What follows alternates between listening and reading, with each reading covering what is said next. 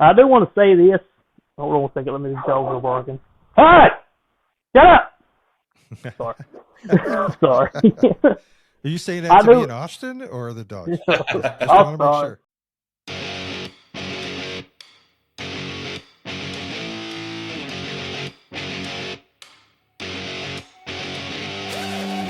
Welcome to RC Underground Radio. Yes, I realize I look like an idiot with this mustache, and I'm okay with it. The ultimate podcast that covers everything RC. You don't need to cut anything either. You can just call this the raw, uncut episode. We can leave it at that. The raw. Yeah. Are you drinking dollar store soda again? Quit spending your money on RC stuff. You can buy some name brand soda. RC Underground Radio is your backstage pass to the RC industry. With insiders that are shaping the future of the hobby. The future of the hobby.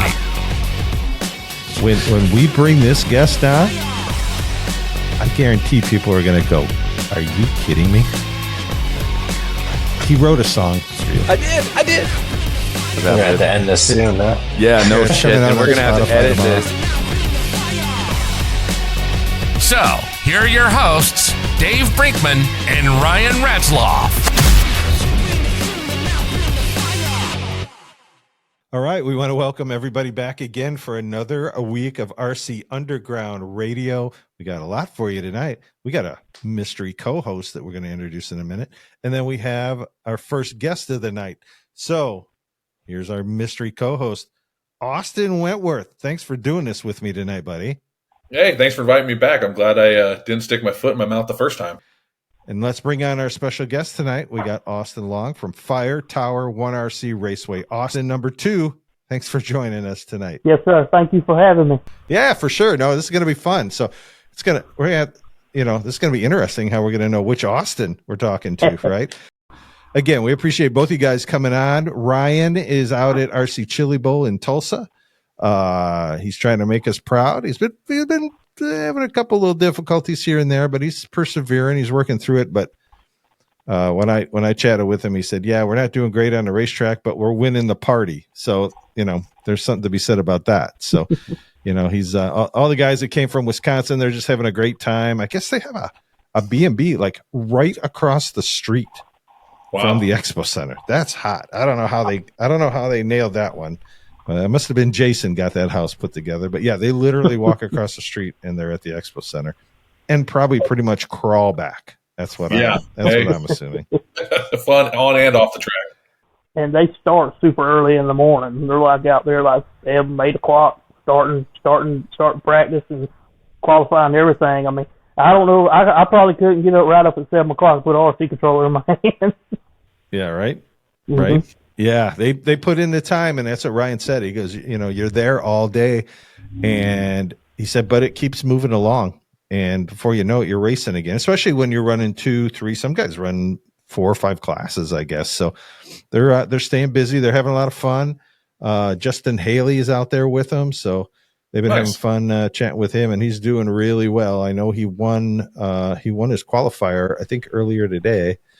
So yeah, Justin Haley is as good a RC racer as he is a cup racer. So all right, let's jump in, man. So Austin Long, tell us about the track.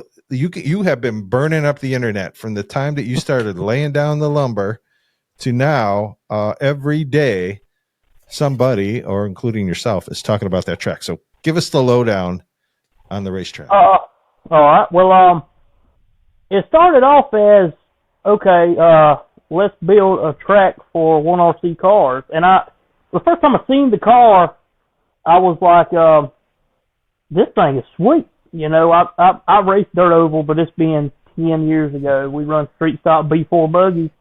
And I seen these, and I'm like, these are cool. These are really cool. Actually, I bought my first sprint car from Ron, actually. And I think Austin's got that car now.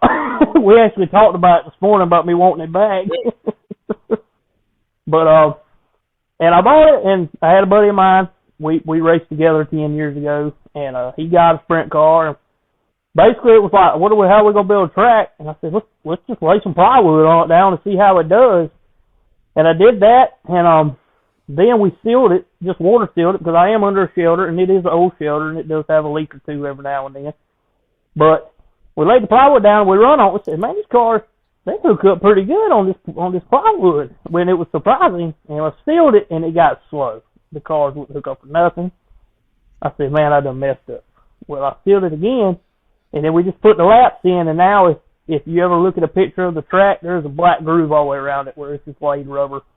And you can really give it all it wants, and it'll hold it. That's awesome. So you're pretty much running almost every one RC division out there, correct? If they show up, we're gonna race them. Now, you said you have tons of grip on that plywood. I know the first time I saw that track, and I was like, "There's no way plywood's not going to work. It's it's going to be too dusty. It's not going to work." But you figured it out. Do you guys run just dry tire, or you guys run any prep? I'll tell you what, I have to shout him out. Scuff Racing, Steve Clark. Whenever I was playing my first race, I had it. My friend told me, he's like, hey, you need to reach out to some of these companies, get some donations, for the prizes to give away and stuff like that. Oh man, there ain't nobody gonna give me squat, But I reached out to him. He sent me 5 bottles, and I actually used the product, and I love the product. And the tire, it works great on the tires out here. If you use it like it's recommended to be used, it works great. But you can run a dry tire. Once that tire gets grooved in and gets scuffed up pretty good at wheel, you can hook up with a dry tire just fine out here. Yeah, we had a similar thing at the RC Underground running foam for the first time. We were all over the place, and then Stevie said, "Hey, try some Scuff Racing awesome sauce," and man, it made the difference. It really saved my track. So I owe the world to Stevie, and waiting for him to get his first win out here. He almost got it a couple weeks ago. I'm hoping it's coming soon because he's bad fast, man. He's good. Is he local to you? He's 3 hours away, but he wow. comes every time. Comes every race. Yeah, he's just a super good guy. 3 hours. Yeah. So let me ask you this, Austin. Tell us your racing background. I mean, just about everybody comes from something else and then got involved in these cars. So kind of bring us back in history. What led you here? I'd say 12 years ago, there was a local hobby shop in the town that I was working at. Me and my dad ran a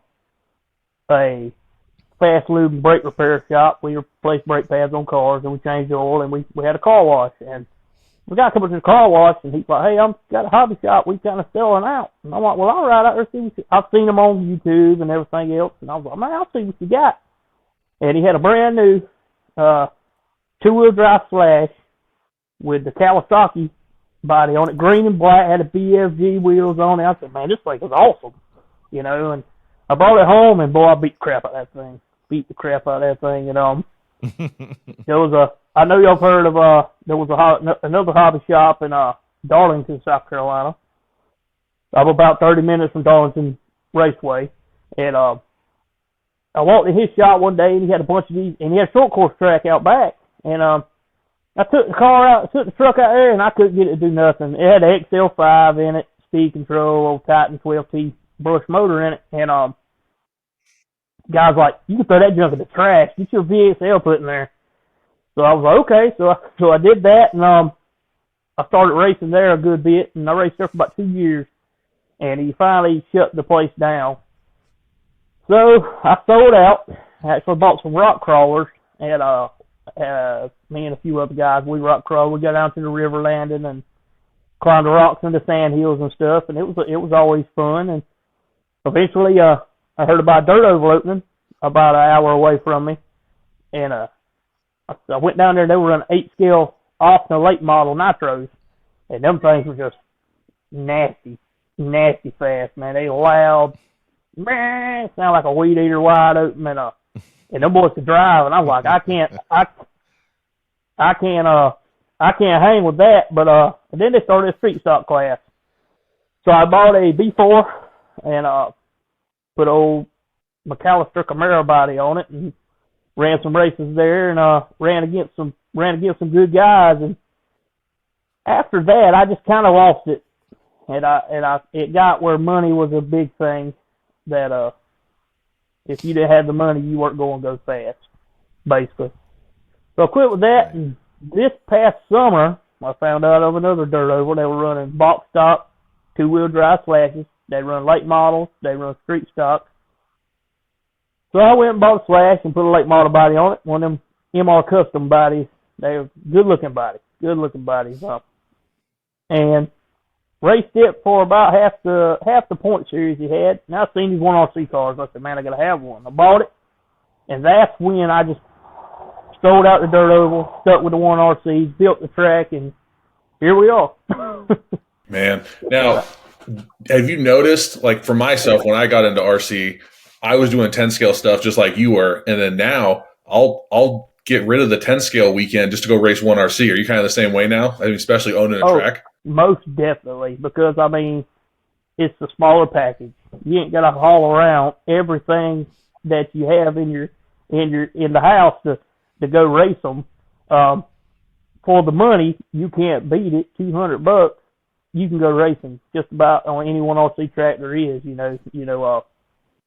It's a good budget car, and it's a good entry level car, and it's also good for guys who've been driving for a long time. Yeah, I agree. I think it gives a challenge to anybody at any level, right? I mean, yes, sir. Guys like Matt Murphy are racing them, and he's the first to say we're racing toy cars, but the way that they're racing them at that level, they got to be competitive cars. They got to be taken seriously, or a guy like a Matt Murphy isn't going to race them, or a JB Trickle, or Austin Wentworth, right? They're not going to run that kind of car if you're not getting some competitive juices out of it, right? And Austin, I would say, you're running them in California, and you're up against some pretty lean, mean competition out there, I'm sure. Yeah, absolutely. I mean, we sell, upgraded stuff for these cars, but I tell everybody, and you probably found the same thing, Austin, is that you can go out of the box and you can be a front runner and contend. You don't have to do all the crazy stuff. They're pretty competitive. I had a guy come out here, bought a brand new asphalt lake model, came out, pulled out the box, and just dominated, waxed our butts. I am telling you, he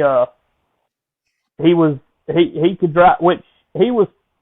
I ain't gonna say no names, but he was probably one of the best oval racers on the East Coast at one time, and he could get down and dirty with it for sure. And it was crazy. Come out with hard tires, didn't prep them, did not prep them, just came out and just whooped our butts. Yeah, there's nothing makes up for talent, right? Oh, yes, sir. Yes, sir. We talked about it. We said there's going to be some guys that will come out here and just embarrass us.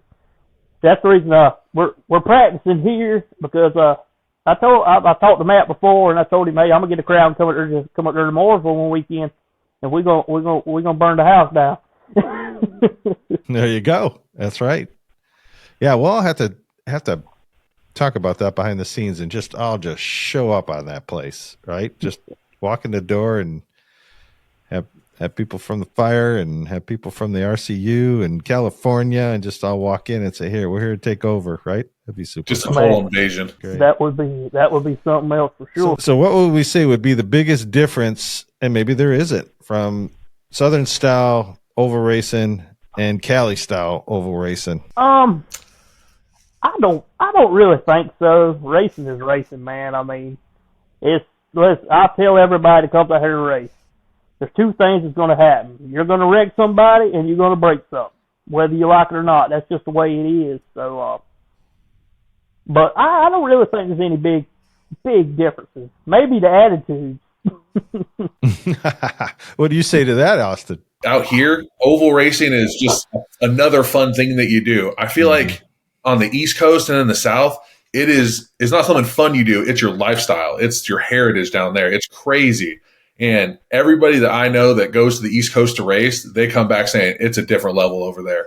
So I'll tip my hat to the East Coast and say you probably have a one up on us. I'm hoping the Foam Oval Nationals are going to be like the center point, right, in the Midwest, so we can settle this East Coast, West Coast, Midwest, right? It wouldn't be a good promoter if I didn't bring that up, right?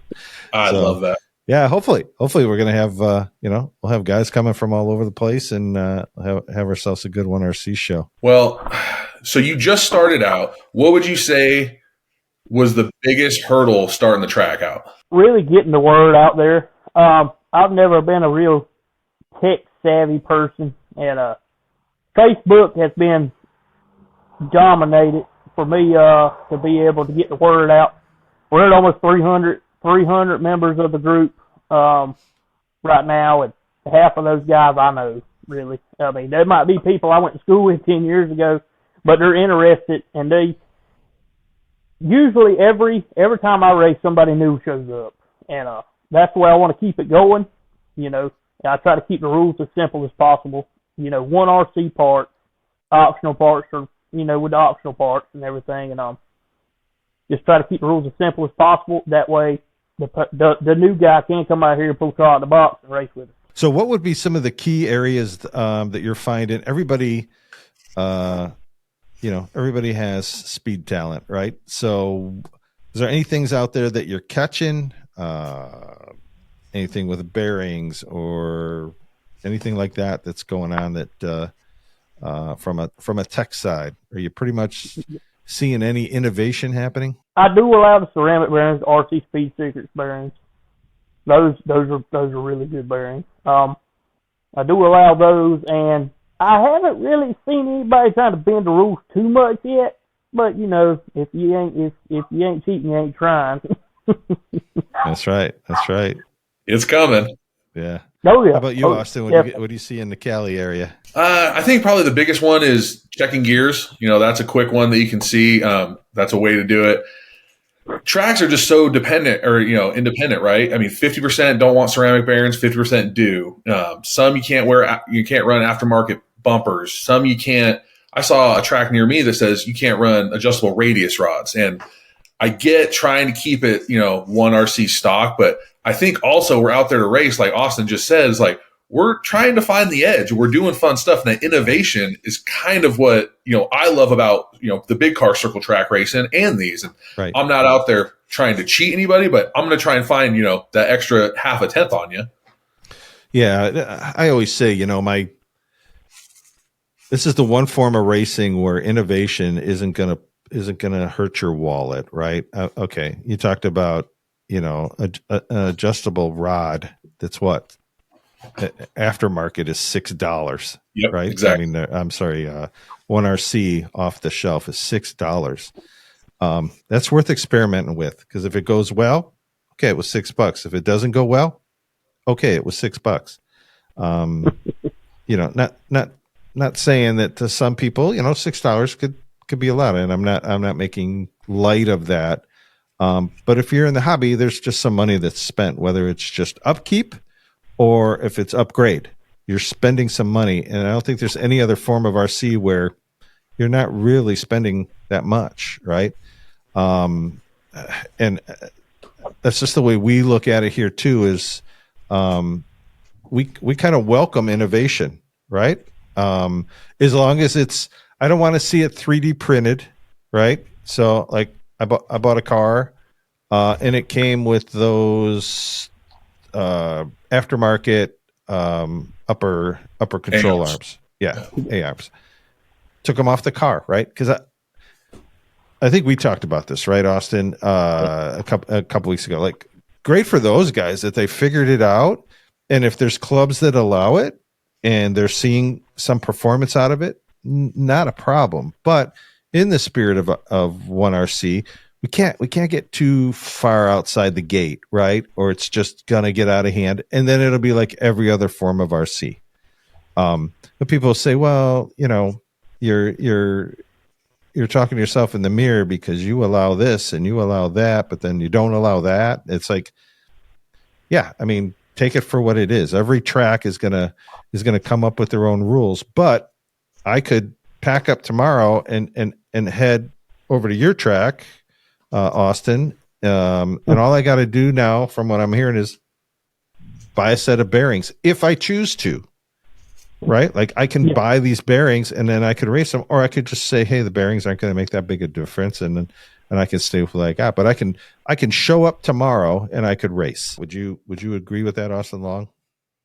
I would agree with that. Yes, 100%. I wouldn't say it's a humongous advantage to have ceramic bearings in your car. I wouldn't. That's just my opinion. It may be totally different to a different track owner or whatever. The only thing I don't really allow is the 10,000 kV motor. The track isn't so big, and you're not going to get but so much speed going in that corner. Yeah, for sure. Yeah, it's race line. That's the funnest part about these cars. It's like it's real racing, and yeah, talent is gonna come to the surface no matter what the rules are in the car.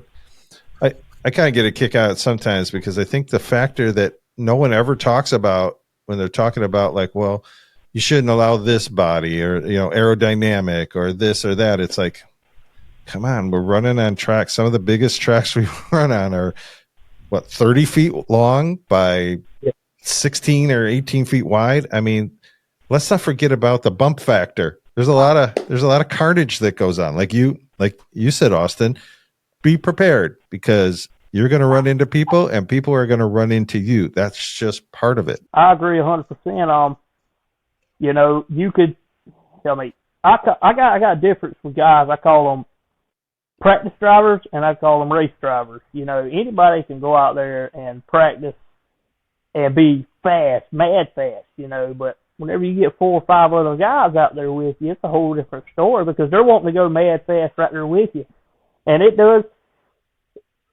I have had trouble with learning still, but putting too many cars on track at one time. 6 cars in the main is way too much for this track.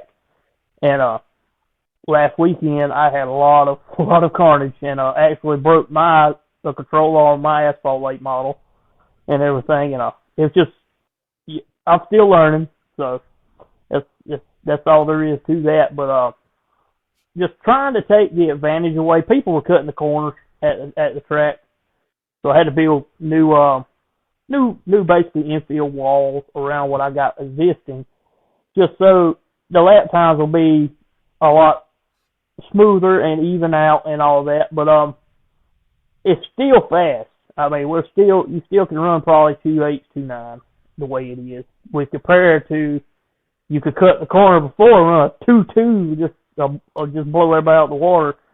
So trying to make it a little bit fair advantage, and like I said, every week I'm doing something out here to improve the track. So I guess one real quick question. I know you got one, Austin. I know you're dying to tee one up. I just got to ask, are you having fun being a track owner? I've learned you can't make everybody happy.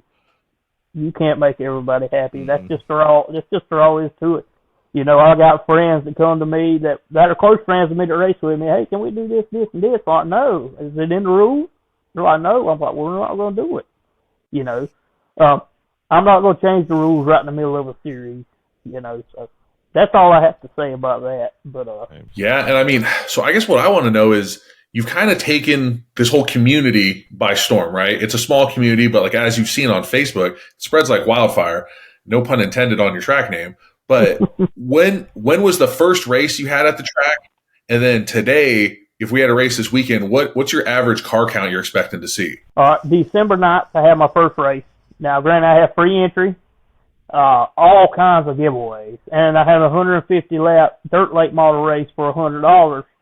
I ended up having 18 cars at that race, split between asphalt modifieds, asphalt late models, dirt late models, 12 average. If I promote the race a month ahead of time or something like that, it would draw a bigger crowd for sure. But like I said, next race is January 20th. And I know there'll be asphalt late models, dirt late models, and asphalt modified. Now I don't know what else is going to show up. Those are my main 3 classes that everybody's wanting to run, especially them asphalt modifieds. They're crazy fast and built like tanks. But yeah, I'd love to see midgets and sprint cars on the track here soon. I actually bought a midget, and I love that thing. That thing will rip. I think dirt car was my favorite, but I think the midget might take this place. What about the asphalt late model? I like it. I do. But honestly, man, I got so many of them, I can't race them. I can't. I just don't want to be out there getting away. I feel you. I'm on the same boat. I race to fill the field. That's the life of a promoter, right? Yeah, that's right. Yeah. That's right. So I think you've put this on your website before, but tell us the legacy, the legend of how the track got its name? Well, I live on Fire Tower Road, and everybody in this area, you say Fire Tower Road, it's a little place called Bingham, South Carolina. I mean, it's not even on the map. 14 miles from the closest gas station. And when people say Fire Tower, they think of deer hunting. Deer hunting is a big thing out here. I'm actually an avid fisherman, and fish is probably my first love. But RC is a close second for sure. But deer hunting out here is crazy, and yeah, that's how, when I say Fire Tower, everybody knows what Fire Tower is. I know I had talked to you about this before, Austin, but I feel like your track is one of those things that you could consider yourself from a small town. Am I right? Yes, sir. Mm-hmm. And here you are creating a track for 1/18 scale cars, and it's a hit. So obviously you tapped into something there that it was a need and a want. When I built it, like I said, I'm 14 miles from the nearest gas station. I mean, it's out here in the middle of nowhere. I'm surrounded by woods, and there's a lot of farmland. And I told my buddy, I'm like, man, people ain't gonna come out here to this thing. And he's like, man, you're in the middle of everything. And I said, what do you mean by that? He said, you'll figure it out. And I thought about it, man. I'm an hour from Myrtle Beach. I am an hour south of Fayetteville, North Carolina. 2 hours east of Charlotte, North Carolina. Hour and a half from Columbia, South Carolina. And a lot of my drivers come from the Darlington, Florence, South Carolina area, which is probably 30, 40 miles south from here. And I have a lot of guys come from toward the beach. So I'm right in the middle of everything, really, and it just worked out that way. That's crazy. And now, didn't I see that there's a second track that's opened up near you? So clearly, you sparked a fire with somebody else that wanted to start one too. I was originally the first track within 100 miles here. I do have a buddy. He's over in town. He opened one up, and they are getting a good start going there running foam squares. And hey, I'm happy for them. I'm happy for them. I support them any way I can. They come here. They race the other weekend. They actually do. The guy that's got the track, he won asphalt modified, and I'll support them any way I can for sure. And I'd love to hear that. We're doing the same thing here. There's a track that's recently opened in the kind of close to the Madison area. It's called 608 RC Speedway. They actually have run RC cars before. And then now the new promoter is into 1RC, so he's bringing 1RC in, and he reached out to me, and I'm like, this is perfect. We want our drivers to go there, and we want his drivers to come here, and there's no reason that shouldn't work out. We shouldn't compete with each other. We should work together. I already established I have Saturdays. Sundays work better for him. I'm like, this is going to be awesome for guys, right? I mean, I'm looking forward to it because I can go somewhere and fully race, right? I can just go and be a racer for the day. So, and I got a car coming from 1RC garage, so I know it's going to be a monster. So, I'm going to go on Sundays and have a really, really great time. So, I'm super excited. And I'm really glad to hear that you're doing the same thing, working with another track, because that's the thing. I mean, it shouldn't be competitive at the track owner level. It should be all the drivers coming and being competitive because they're having a good time. Exactly, man. He's actually talking about running on like a weeknight club race, and I race on Saturdays. I haven't had a point series set up, and I don't have a club race set up. When I run, I try to at least race once a month, just to have a sort of a kind of a big race, to get to draw people in. Just have one big race a month for right now, just to draw people in. Yeah, we're hoping too, we'll see how this thing goes and grows. Have some cross-state rivalry race, something like that, where you got to race there. You got to race by us on Saturday and then you got to race there on Sunday, accumulative points kind of thing. I think that'd be super fun, and, maybe something you guys could do as well there. So, Austin, you got any closing questions for our guest? I know you're fresh into it. I mean, December 9th, your first race. That's amazing. You guys have just taken off. What do you think in your foreseeable, next 6 months? What's the future of your track? What are you planning? My final race of my winter series, April 17th, I think. And actually, Darlington Raceway weekend in May, we're going to have a big race. So I'm not going to say much more about it right now till it gets a little bit closer. But it's going to be a good time, and I'm thinking it might go around. It may be a 2-day race. If I can get the crowd here, if I can get the crowd to show up, it'll definitely be a 2-dayer. Stay tuned. So I do want to say this. I've been in a lot of RC communities, but I've never had one open their arms as much as one RC has. Mr. Ron Peacock, y'all know, and like I've heard all y'all say it a bunch of times. When you talk to him, you feel like you need to go. You feel like you need to be a better person. He's a great guy, and I've never met the guy. I talked to him through FaceTime a couple times, and I love that man to death. Ain't that crazy? Charlie down there in Florida at Digital Fabrication, man, he has really helped us out. You know, if I break a bumper, send him a picture. It might make him a little ill, but he'll send me more bumpers, and then you ask him what I owe you. Well, this one's on me. Don't worry about it. So everybody has been very welcoming with open arms, and I really appreciate that, and I really appreciate this opportunity to talk with y'all tonight. It was our honor to have you on. I mean, like Austin brought up, you guys have been lighting the internet on fire in 1RC, and it's because you're putting in the work, right? You're putting in the work. You're opening your arms to your drivers and to the 1RC community, and we just applaud everything you're doing. And it was so interesting to have you on the show and kind of bring us a little more in depth. And after talking to you, I'm sure you agree, Austin, after talking to him, now we know why he's successful, right? Oh, I mean, there's no doubt. Absolutely. And you're going to, sky's the limit. I mean, next time you'll be talking, you'll be like, I got 100 guys here and I don't know how to handle all this, because everybody's is going to come there. So tell people where they can find out more, because they might be only hearing about you for the first time and they would love to come to your track. So how do they find out more information, and where can they reach you? You can find us on Facebook. We have a group, Fire Tower RC Raceway. Find us on Facebook. Message me personally on Facebook if you have any kind of question about the track. My guys here are willing to help anybody with anything. Can I add one more thing? Absolutely, my friend. Okay, man. It is crazy how this man, Mr. Wentworth, sitting in California, heard about a plywood 1RC track across the country.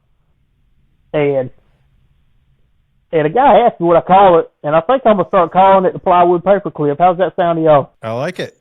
It sounds like a title of a race right there. That sounds like a T-shirt.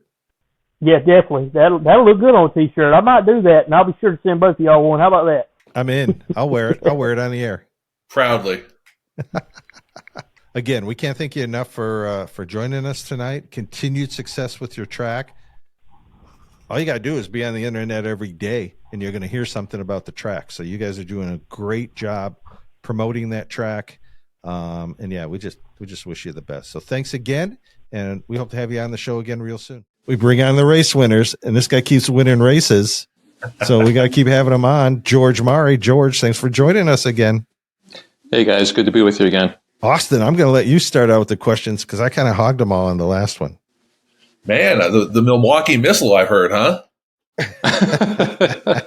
Yeah, and he comes from Illinois to race with us. That's right. I mean, Northern Illinois. It's not too far, so. But yeah. Wow. Now you won their first road course race, I heard. Yeah, last race, Holiday Havoc. Dave set up a nice road course around the oval there. So it was pretty much all left turns, one right turn, and yeah, it was a really nice little road course. I think it worked out really nicely, and it was fun. Our lap times were a lot. We had a lot more time during a lap to concentrate and focus and just kind of even relax a little bit. We're used to 2.6, 2.7 lap, 2.6 or 7 seconds per lap on the oval, and I think our lap times are around 5 seconds maybe on the road course. About 4.8s, 4.9s. Yeah. So, but yeah, it was. I mean, it was just it was a surreal experience a little bit because I really wasn't expecting to do that well, honestly. I wasn't thinking it's something that, I've got this in the bag or anything. I was like, oh man, road course, I don't know what I'm going to do. And I'm thinking, it's, if it's just going to be one right turn, maybe I'll just keep the oval set up on it pretty much. And, just go with that. So I kind of did, and it really worked out really well. He's definitely being humble, Austin, because he says, "Oh, I didn't know what I was going to do." Yeah, he was on the top of everybody's list of and it pretty much played out what we thought. They said, "Hey, I think it's going to come down to." Everybody said it's going to come down to the George and Steve show. George has run promoted a road course series way back in the day when we ran 12 scale stuff. And then Steve actually has a road course for mini Z's in his basement. So we knew, okay, these guys of the rest of us oval nerds, and George is an oval nerd. That's in his heart. I know. But, we're going to need GPS to get around this thing. And these guys are going to be, rocking. And they were. The feature, 100 lap race, came down to 1.4 second was the difference between first and second at the end. The last 25 laps were just amazing. I mean, these guys just ran each other clean, sportsmanship. And that's what was cool. Both these guys are known for that. And to then see them battle it out on a racetrack, it was something. George, what's your secret? What are you doing? It's actually no secret. I make no bones about it. I stole Matt Murphy's setup that he published last season, and I said, okay, let's try it. And it's been, I wouldn't say magical. Well, yeah, magical. It's been magical. It's been, compared to the stock setup that comes on the car and some other setups that we maybe have tried or have worked on different kinds of cars over the years. That Matt Murphy setup, the car is just so easy to drive. It's very predictable. It'll go where you point it. It reacts how you expect it to, And when you're turning 2.5 second laps, that's crucial. That really is important. So, just having that as a starting point and maybe tweaking that a little bit to suit, your driving style a little bit or the track conditions. It's just been night and day. Wow. Now, you said you didn't have to switch it too much going to a road course. I mean, I know how to get these things to turn left, but did you really not switch anything for the track or the race, or do you have to, make some adjustments on the front end? Or So yeah, what I changed was definitely more dual rate in the steering because you had tighter that right hand turn on the infield was really tight. So I think I bumped it up to like 80% on the dual rate, and I actually raised up the car a little bit. So on my car, I run the stock shocks, not the threaded ones, not the upgrade ones. So in the stock shocks, you have like the spacers for either 1 millimeter, 2 millimeter, or you can combine them and do 3 millimeter. And I started off with 1 millimeter, just like I do on the oval, and I realized no, that's too low. It's kind of just digging into the surface and the plow discs on the turns and stuff. So I raised it up to 2 millimeter. What else did I do? Oh, I upped the drag brake to. I usually run about 20% drag brake on the oval, and I bumped that up to I think 60%. I'm not sure exactly, but it's in it's in the setup sheet that I posted. So that's I think that's pretty much it. If you can win 3 in a row, it's going to be impressive at this next event because man, they're coming out of the woodwork, buddy. This last 2 weeks, I've probably I can't think really quick how many more drivers, but it's going to be the biggest field that we've ever had. So cool. It's a underground invasion. It's kind of got like an alien UFO kind of theme going on, and you know what goes on at the underground, George. So there'll be some crazy things to talk about after. All sorts of crazy things. Yeah, we're not.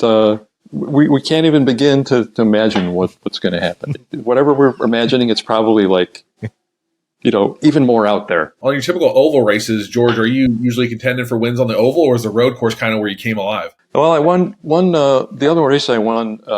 It was an oval. That was actually the first race I was actually really as competitive as as I was. That was the first time I adopted Matt's setup, actually. I think last year I maybe came in second or third, or maybe I won a heat race or two. Mm-hmm. But I was never happy with like how the car handled and how I was able to drive it. But I'm an old hat at Oval. I've run basically every race series that Dave's put on. I've run, and they've all been Oval. So, it's been going good so far this year, and I hope to keep it up. I somehow keep talking him into it. I took him from 12th scale and dragged him into 10th scale and dragged him into 18th scale, and he just keeps signing up for all my craziness. So I can't thank George enough for that. So speaking of that, great segue to this thing is I'm all about these asphalt late model cars. I just have fallen in love with these things. I love the way they handle. I love how they go, to the point that you can buy them new or you can buy conversion. So I put together another asphalt late model car. I've got it running. That's what I love about these cars. You just build them and you throw them down, and they're like 80, 85, 90%, right? But I'm no idiot. I want the car to run better, so I got to go out. I can't run two cars at one time, so I need a great driver to jump in an asphalt late model car. And of course, I had to reach out to the two-time winner at the RC Underground. So George Murray is going to jump in the number 66 car, and it means a great deal to both of us because that number 66 goes back to George's cousin Mickey Svirchev, who used to race with us. We lost Mickey several years back, but boy, we never forget him, and we never forget his spirit and how hard he raced. And he lived in Texas for a while, and he actually would come out and race with us. So I thought, I'm building this car, and I'm like, I got to give it a number. And it took me a hot second. I don't know if it was Mickey putting it in my ear, but I'm like, 66. We're going to put a 66 on this car. So I sent him a video, and I said, hey, with just all he could see was the front end of the car. And I said, I got this car, and once I lettered it, there's only one guy that can drive it. And then I rolled it forward so he could see the number, and he kindly agreed. So I'm excited. I'm excited to see these 8 asphalt late models build. So now we got enough cars to have a class. George will be in there. I'll be in there. Ryan's going to be in there. And I think we'll have a couple other surprise drivers showing up. So I appreciate you, George, for your willingness to jump in that car. Oh, yeah, I appreciate you with the gesture. The 66, like you said, does mean a lot. If it weren't for Mickey, I wouldn't be racing, because he's the one that, got started with you way back, all those years ago. And he recruited his little brother and me to join him and come racing. So that's how we got started. So, and he's always been, while he was still around, he was always part of our racing adventures, wherever we went. So it's really an honor to be able to run the number that he ran, and with the asphalt late model. I'm really looking forward to it. Well, I owe a lot to Mickey too, and I don't know if I've ever even told you this story, George. But I was going through some college, and I was working downtown Chicago, and things were getting a little busy. And I thought, you know what? Maybe I'm done with this RC racing stuff, And I was working at a law firm, just as a law runner, running around. And out of the blue, Mickey calls me at work. I don't know how he got the number. The receptionist is like, I got this guy on the phone for you, and it's Mickey. And he goes, hey, are you still racing RC cars? And I didn't have the heart at the time to say, well, I'm not going to do it anymore. We're going to shut down the series. He goes, yeah, because I got myself, and I got George, and I got, Bato's going to run. And I thought, oh, these 3 guys just bought cars. How do I say, oh, sorry, we're not doing it anymore? I'm like, yeah, let's go. Let's. And it was sometime in the winter, because we were going to go see the Chicago Car Show, and I said, yeah, come May, we'll be racing. We'll look forward to you guys. And I went home that night, and I said, well, guess what, Dad? Don't put the gear up. Don't sell all your stuff, because we're going to go racing again this summer. I owe it to these guys to keep this series going. And so Storm Racing was born, and what did we do it, George? 12 years, 13 years we raced those cars that way, and so. Wow. So yeah, you're right. We owe a lot to Mickey, so I appreciate it. Don't beat me, man. Just don't beat me. I've never run one of those things before. I don't know what you're talking about. So. You are gonna love it. How about it, Austin? Is he gonna love that car? They're awesome, but they also don't handle the same. I mean, like the setup, you can set up from one to the next, and the body is just weighs differently, and the way it goes over the wheels, it'll be totally different. But you can door bang, you can hit the wall a little bit. They're a fun car. Looking forward to it. Yeah, I've seen the video. You know, Dave running his car, you know, around the track in the basement there, and it looked just really hooked up. So I'm kind of looking forward to it. Absolutely. So I mean, you kind of alluded to it, and I'm new, you know, to the whole crew over here that races at the Underground. But what is your background in oval racing? Did you race yourself, or just kind of rent, or what'd you do? Nothing like full scale racing, if that's what you're asking, but just RC. Okay. Pretty much started like we were talking about back in I want to say 1985 with Dave and RC racing on Alley View Speedway in this driveway back there in Franklin Park, Illinois, and just pretty much on and off over the years. You know, we'd go like 5, 6, 7, 8, even 10 years, and then like something would happen in life. You know, life would happen, right? And we'd have to take a few years off, and then we'd come back and do it again for a few more years. And we were, you know, in the meantime, I started racing other places too. Like, you know, there were quite a few different oval tracks in like Wisconsin, in even Illinois, you know, indoor carpet, that sort of thing, and always oval. So, you know, it got to a point though where with life, you know, I just didn't have time to put into it. So, but now that, you know, again, we're getting a little older, so life changes again, right? You know, kids grow up and, you know, go, and, you know, you have a little more time, and oh yeah, maybe this would be fun. And especially these, I really like these one RC cars, just because they're so, you know, economical compared to like the 10 scale pan cars that we used to run. You know, the costs are much less. You can have a track in your basement. You don't have to worry about like, you know, the local track, you know, going out of business if not enough guys show up or something. Everything's just less money, and I like the fact that you can practice somewhere if you really want to. So it's just a win-win all around, I think. Just a little update. You know, we did the launch. We did the merch launch. As we say, it's merch with a mission, trying to helping some kid racers, helping tracks, however we can. All the proceeds go back to help the hobby. And we can say that we have had a fantastic launch. I mean, beyond anybody's expectations. So we want to thank you from the bottom of our hearts to those people who have already ordered. If you're thinking about ordering, Carpies is printing this stuff as fast as they can. I went through the whole process. The ordering process was great. And now I just got my confirmation of it being shipped. Probably receive it here in the next couple of days.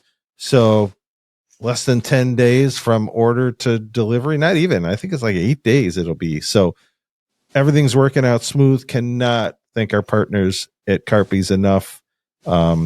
Still just on cloud nine that they accepted to come on as a partner of the show, and then also involved in our merch with a mission program. So again, shout out to Carpies. Thank you guys so much. Again, Austin, George, and Austin Long, thanks for giving us a great show tonight. And we will talk to you next week. Thank you for listening to the RC Underground Radio Podcast. Be sure to like, subscribe, and tell your fellow racers about the show. Tune in again next week for more RC content.